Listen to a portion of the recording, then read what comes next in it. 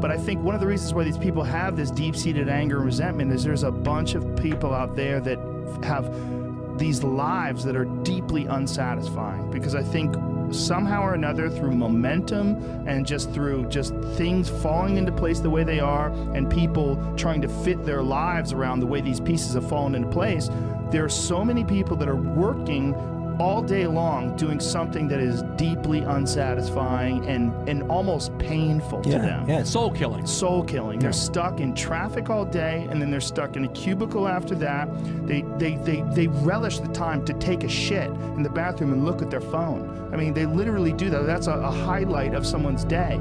They get in traffic on the way home. They get home after that, they're watching television, and they're fucked. They have deep debt. This is not like there's this soul-killing thing is not giving them any freedom. The debt's huge, dude. And you know what? You sit there and go, and you look at what people make, and you sit there and go, you can make quite a lot of money by average Joe standards and still not be in good shape. No. So I know people turn around, make good living, really good living, and turn around and go, I'm just holding my head above water. Yeah. Right? And so you go, okay, if you're holding your head just barely, what's a person making a third or a quarter of what you're making doing? I mean, this is really, when you talk about revolutions happening and things going down in weird, unpredictable, negative ways, and we've talked about this before, you let enough of your society fall into the loser class, for lack of a better word, winners and losers in society. Every society can suck up a certain amount of people not able to make it. But if that number gets large enough, revolutions happen. I think so too, but I think that revolution doesn't necessarily have to be violent. I think the revolution can be a revolution of action and ideas, and I think that there's a ton of people out there that are probably listening to this that would like to be able to do something else. Absolutely. Whether it's make furniture. Well, they don't want a revolution. Right. They want to do something that's not soul-killing. Yeah, if you make furniture for a living, and you feel a great satisfaction out of that, and you sell that furniture. Look, man, making furniture feels good. If you can do that, you could cut those corners perfectly and sand everything down nice and stain it, and then it's done, and you get the satisfaction, and you sell it to someone, and that pays your bills. That is infinitely more satisfying than being stuck in some fucking cubicle working for someone that you don't want to work for, having to have these stupid fucking office meetings, talking to people in human resources, sitting down with your supervisor where they evaluate your job performance, and you're not really, you really need to be enthusiastic about this company. This company is your future. This kind of you're like, fuck, kill me now. There's a lot of people out there that would way rather do something else, and I hope they understand that they can. Let's talk about that, because we're in that. We're in that subject because we've been talking about us and podcasting and new media and whatever. But really, and I rarely like to give advice, because you don't want to be responsible for people acting on it and having it not turn out well. But what I tell people is two things. Right now, the United States of America, the way it's built, is built to help industry and corporations and companies. But that doesn't necessarily mean it has to be Microsoft. It can be you. Right? Yeah, you can have your own thing.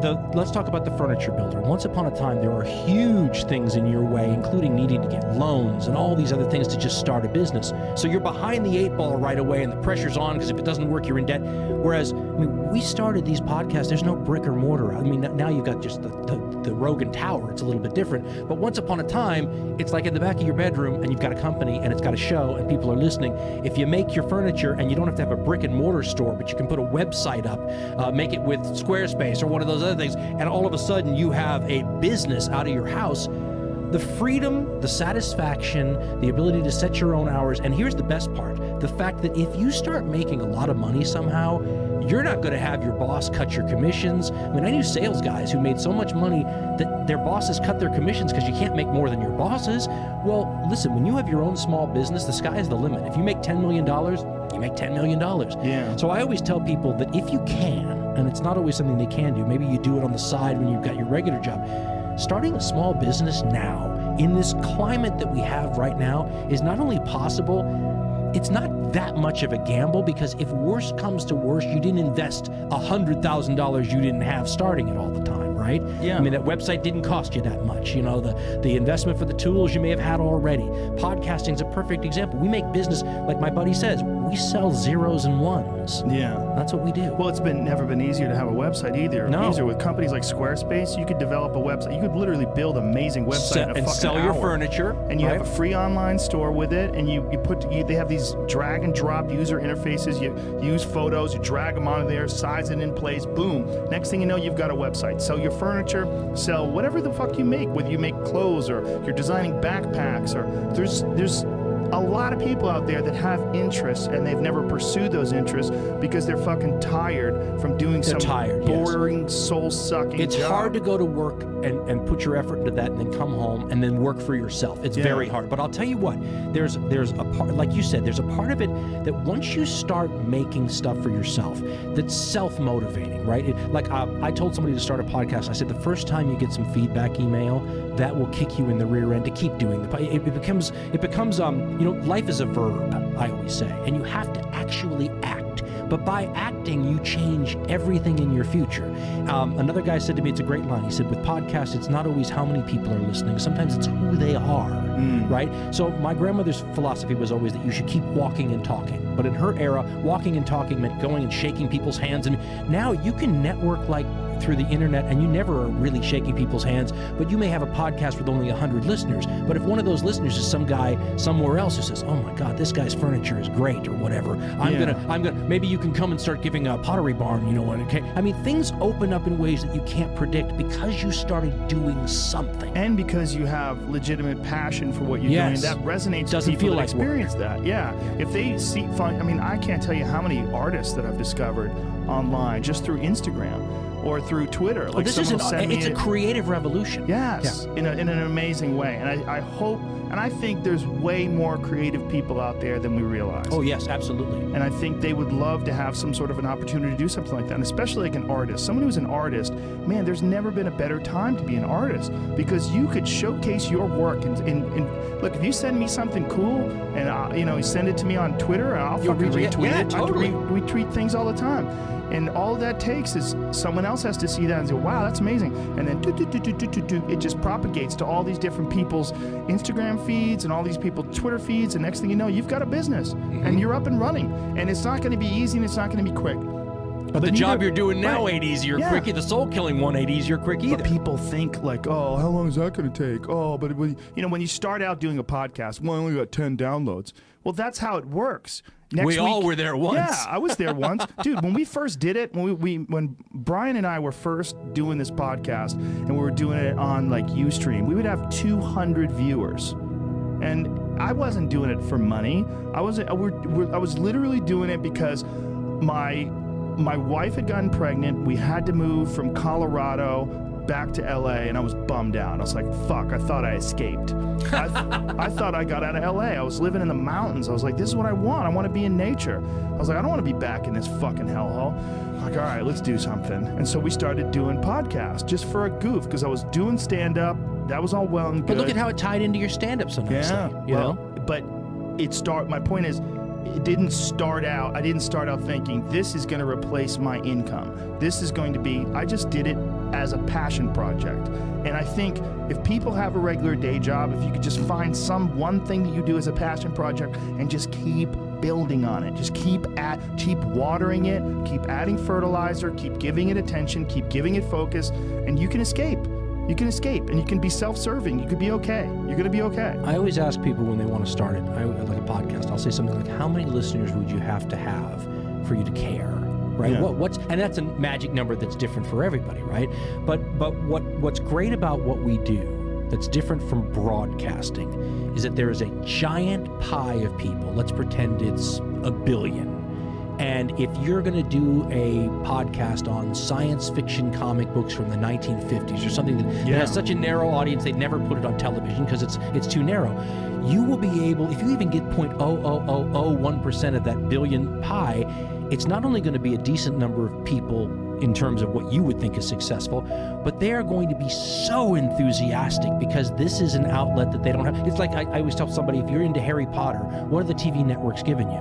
But there's multiple Harry Potter podcasts. Listen to this. You want to hear something crazy? Sure. Time Magazine just had some top 50 podcast thing, and a buddy of mine who was angry that he wasn't on sent me some stuff about it.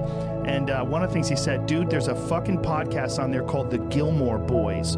That's two guys sitting around talking about the Gilmore Girls television show. There's another one called something about Richard Simmons, where there's Finding Richard Simmons. Finding right? Richard Yeah. Simmons, where they're trying to figure out why Richard Simmons went into hiding. What's so great about that idea, though, and again, and you at home can learn this too. What's so great about that idea is that they instantly tied their podcast to somebody who already had tons of fans. Yes. Right? So you sit there and go, I don't know who these guys are or what this, but I'm a huge Richard Simmons fan, so I'll listen. And that's like instant audience, And isn't there's it? another podcast called Guys We Fucked. These girls came up with this podcast. This is one that I always use as an example because these, who are the girls from Guys We Fucked? Find their names. These comedians from New York, they came, and they're actually going to be on the podcast Monday. Ooh, that was a clever tie-in. I didn't mean to, but I used them as an example because we just booked this earlier today. Christina Hutchinson and Corinne Fisher. And they came up with this clever idea for the title, and it became huge. I mean, it's always top 10. It's like one of the top 10 comedy podcasts. And people say, oh, well, today it's saturated. No, it's not, stupid. You just do something that's good. Stop saying it's saturated. If you're good, it'll stand out. This idea that, like, oh, it's easy for you to say. Everybody's got these stupid barriers they put in their own head. You got to resist those goddamn things because they don't do you any good, and they certainly define the potential for your future in a negative way that's not self-serving, and it's not even real. You know, you put this artificial ceiling on the potential for what you're doing. If you hit a wall, okay, that just means you need to regroup and rethink. It doesn't mean that wall's there, especially when it comes to something like social media or like a podcast, something where you're putting out a piece of art, you're putting out something that you've created. There's no wall as far as like how many people are going to enjoy it or how far it's going to go. It's just, it is what it is. And if people don't like it, make it better. If they like it less, fix that. Figure out a way to do it. You can do that. And this idea that there's no way to get past the starting block today is just ludicrous. It's crazy. And it's just this poor thinking. And people that are trapped in bad situations, one of the problems is you feel like this is your future. You feel like you're fucked and you can't get out of that. There's no hope. There's no light at the end of the tunnel. There's no rainbow. And if you feel like that, that alone can be incredibly defining and limiting. But if you look at yourself objectively and say, okay, I kind of am fucked here. I'm in credit card debt. I'm working in a shitty job. I don't like what I'm doing, but I have some ideas. I need to feed those fucking ideas. And I need to feed them and water them, and I need to set aside a certain amount of time every day to just try to make those things happen. You can do that. I like visual images. You know, we use that in the hardcore history a lot. These, what's it like to fight an elephant with a spear? Things like that. I like those. But the It's image, like to die. That's what it's like. the image I have, though, for what you're talking about, I've always thought it's a little like a running back in football who takes the ball and who goes forward, and there's no hole, right? All you run into is the back of your offensive lineman. But if you keep hitting, if a hole is going to open up, boom, you'll squirt through. Now, there's no guarantee in life the hole will be there, but there is a guarantee that if you're not continually smacking at it, then when it opens up, you won't be ready, right? And so, I don't know about you, Joe. You've had a charmed life, I think, in how well you've done. But I mean, some of us have failed many times. I've failed at a bunch of shit. I'm teasing you. I really have. But I guess what I'm saying is, I remember being a TV reporter at a small station, and I would get out of work at like midnight, and the story that I just spent all day on aired, and it was awful. And I would get out, and I would literally, this is when I still had quite a bit of hair, I would sit there and you pull your hair out. You go, what am I doing? Right? This is horrible. And I look back on those now, and I think, what if you had just given up then, right? Or the podcast. I mean, do you know how my wife did a great thing for me? We'd had that company that I just told you about. We were trying to do the new media thing, and it just fell apart like everybody's companies were starting to do. And I'd wasted a lot of time and a lot of money in my life doing that. And she would have been totally justified in saying, that's it. You're going to Indianapolis, get a talk radio show job wherever they'll hire. But she didn't. She said, you know what? You try this next thing. You could do it. And here we are. And I think, if you hadn't tried, it's that weird thing. And folks, I tried being a TV reporter. You try all those things, and either they're not successful, or they're moderately successful, or they're successful but not enough for you. Life is a verb. You have to, the thing that makes people the most sad in life, and I already have a couple of friends my own age who are there, is the regrets, right? They're not sorry they failed, they're sorry they didn't try. And the funny thing is, some of them are only 50 and they think, okay, my window to try is already gone, which is wrong too. But folks, you will be so happy. There's so many things that have happened in my life because I mean, I got my first talk radio show job. I was a reporter. I covered this story. There was some big guy showing up at the local radio station. And as I was leaving, I wrote a letter to the program director to say, thanks for having us. And I thought, do I mail this? Do I not mail it? Do I mail it? And just, I closed my eyes and I mailed. He called me 2 days later. He said, you want a job? What if you didn't send that letter? It's so stupid, the little things that your life can hinge on. But if you don't do them, you don't give fate an opportunity to intervene. I think here's an important thing, too. Failure is important. It is important. I think failure teaches you things that you don't learn from success. I think failure gives you an opportunity for self-examination and also gives you a feeling that is very uncomfortable. And that very uncomfortable feeling helps you grow. That when you feel like shit, you screw something up. Like when I've had bad podcasts, my podcast has always gotten better afterwards. When I've had bad stand-up sets, I've always gotten better after that because those bad sets motivate you. They give you a perspective like, hey, here's some clear examples of where you fucked up. Yeah, what not to do. Yeah, don't look at these failures as like proof that you suck. Look at them as opportunities for growth. Look at them as opportunities to be motivated to do better. And Winston Churchill had a line about reading quotes, about how inspirational reading famous quotes were. And he says they motivate you from a number of different ways, including the idea that, you think it's just you, or you think that these people who did so well were so incredibly gifted or privileged from the get-go, and when you realize, no, they're more like me than I think, that becomes inspirational, right? You telling your audience this is inspirational. You don't want to hear, go back to school, go do this work, no. But if you hate your job, that is like nature telling you to try something different. And it's motivating because the motivation is you might not have to do that soul-killing job anymore. Well, if you look at someone who's doing really well, like say if you focus on like Kevin Hart or someone like that, some very famous and successful comedian, all you see is him now flying around private jets, wearing a new pair of sneakers every day, driving around in Bentleys. You just see that.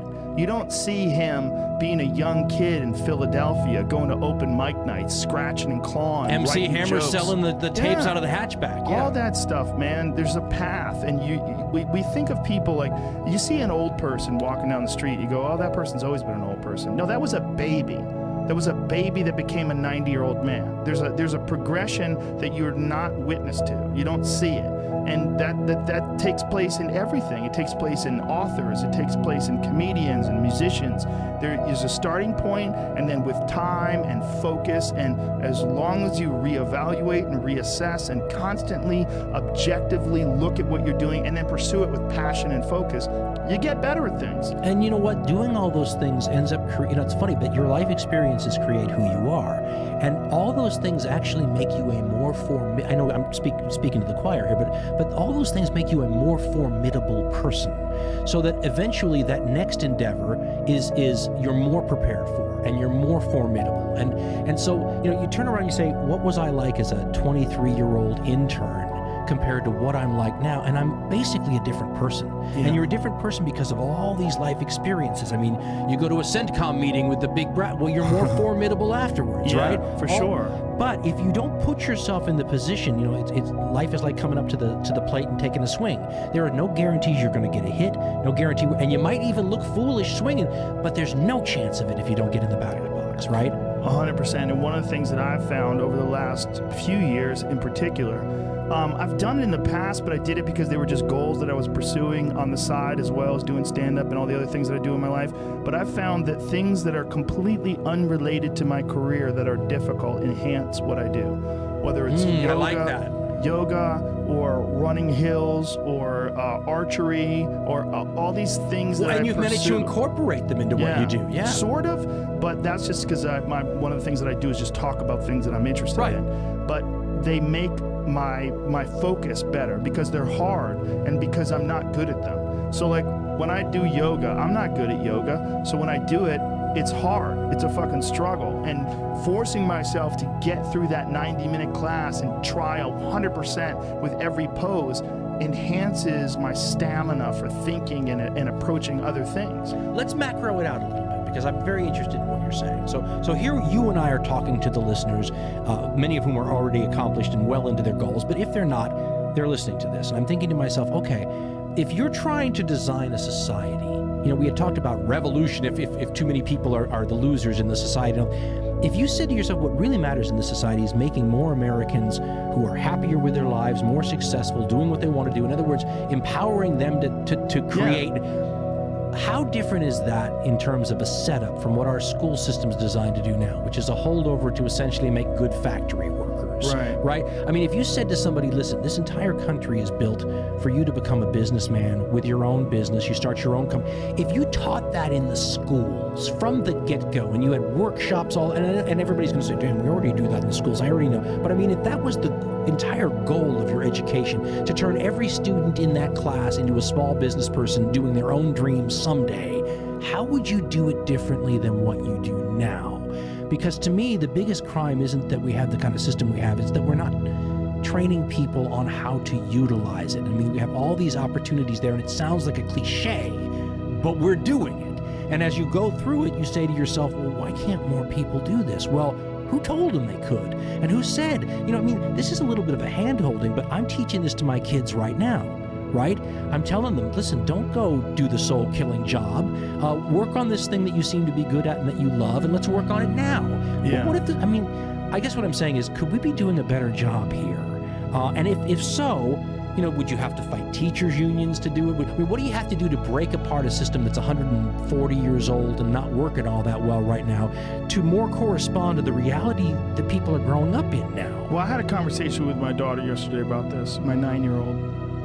And she was saying school is so boring. I don't want to go to school tomorrow. She was laughing about it. I was picking her up from this class that she goes to. And I said, well, what's the most boring? She goes, it's all boring. She's just being funny, right? And I go, well, you like reading and you're really into reading. She goes, yeah, I do. I like it, but they make it boring. She goes, they make reading boring. And she goes, I go, but you like writing, right? You like writing? She goes, I like writing what I want to write about. They make writing boring. So she's creative. Yeah, but she was being silly. But the wisdom from a 9-year-old, we were just laughing and having fun talking about it, but the wisdom from a 9-year-old expressing how they make things that she likes boring. It's like, I think there's a certain amount that you have to do that's boring, right? There's a certain amount of the hard work. Even in your business that you like. Sure, yeah. Learning grammar, learning language. A certain amount of that stuff is fucking boring. Once you get past that boring shit and you have a base understanding of how to communicate, how to add, how to count, how to multiply, how government works, all these different things that you should have sort of a base understanding of, then it's like everyone has a different personality. They have different interests, different things that they would be really satisfied pursuing. That's not encouraged. What's encouraged is go find a job. What's encouraged is go find some place that you can shove yourself into. Go find a square hole that you can stick your round peg and just fucking jam it in there and shave down the top and the bottom so you slide in with all this extra space on the sides and feel like shit for the rest of your life because you need a job, because you're in debt, because you have credit cards, because you have student loans, because that's what everybody does. And so you do it too. That's what's wrong. What's wrong is that we don't give, it's like we let them figure it out on their own, and it fucking takes forever.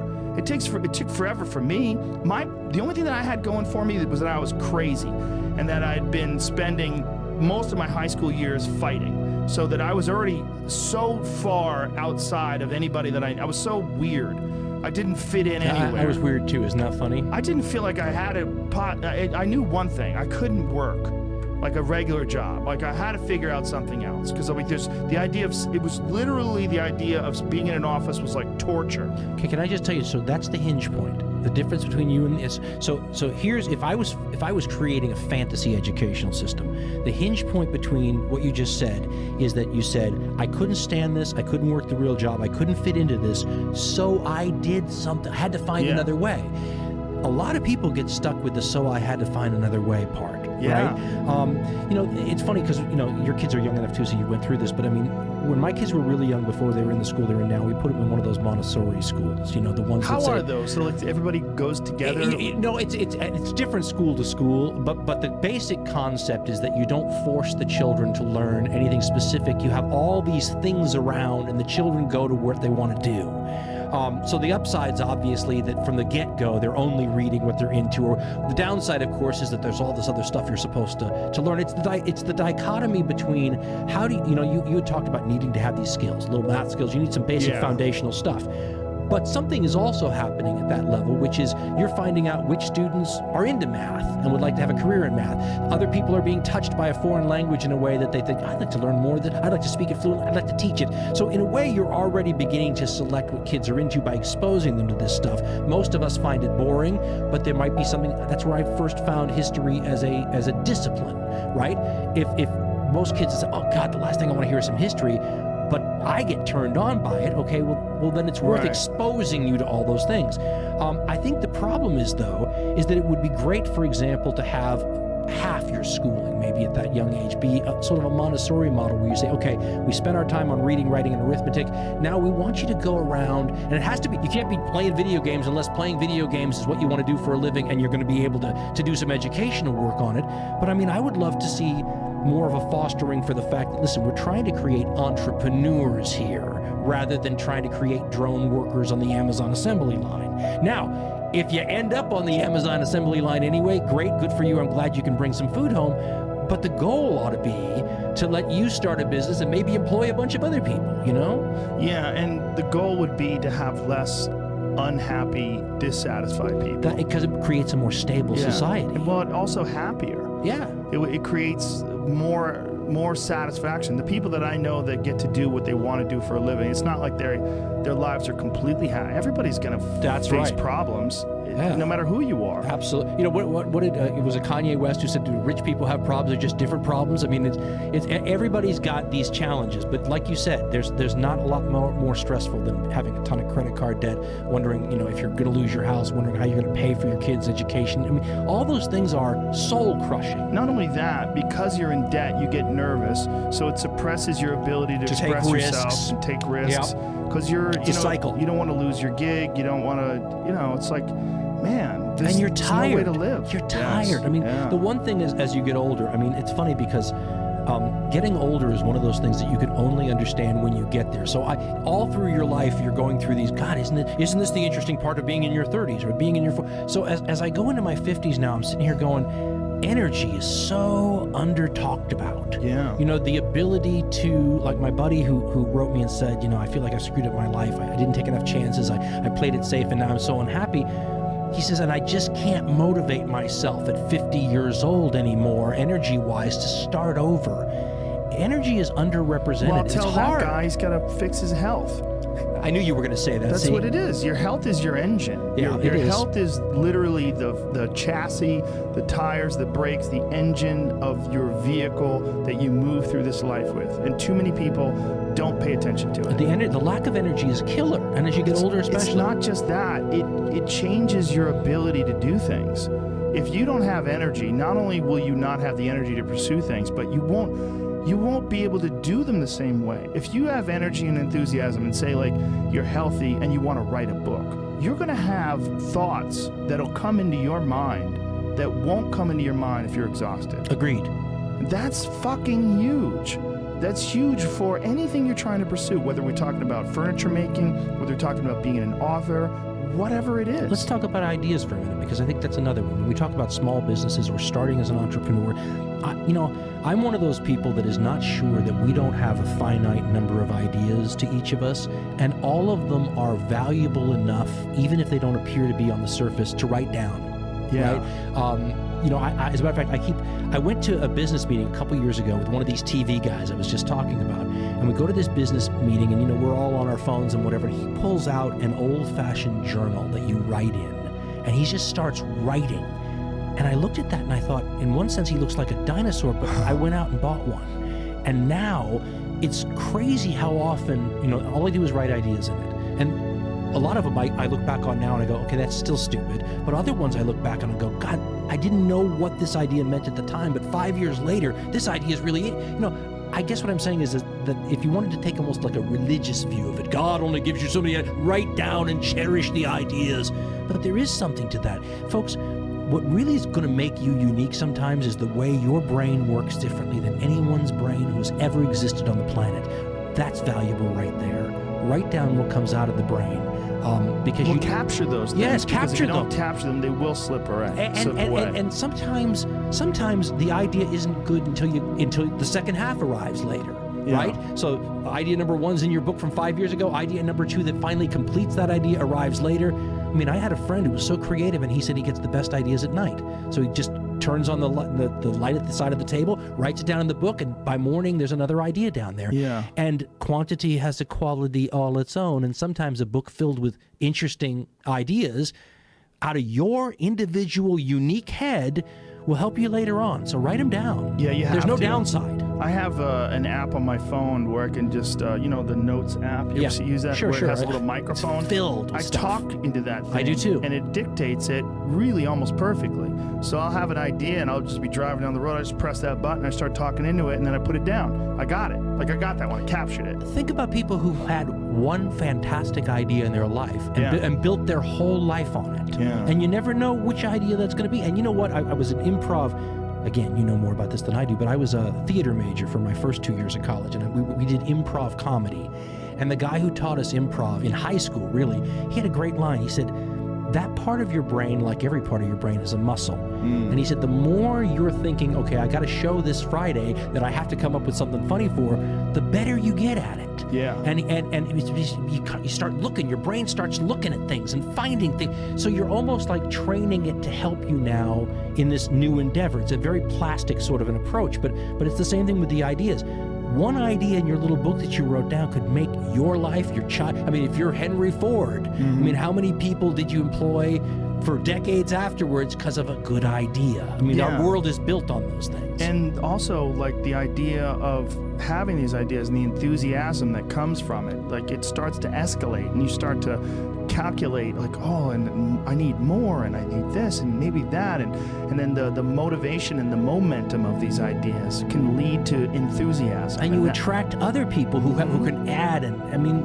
this is what we said about, like, you start your website and you just do it. Because things, once you push the verb of living manages to create ripples into, get a little metaphysical here, but ripples in time in front of you that open up possibilities. And because someone may, if you only have one podcast listener, but that podcast listener is like, wow, that's great, and gets a hold of you, and your life goes off in another different direction. But you have to try.